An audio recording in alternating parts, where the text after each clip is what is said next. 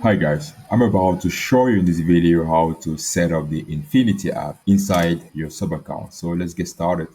Once you search for the app at the level of App Marketplace, you go at the install and then allow install. You actually provide the API key, so let's fix it. Go, continue, and you get success. This means the tool is already installed. The next step right now is just to go at the level of a custom page in order to access this tool.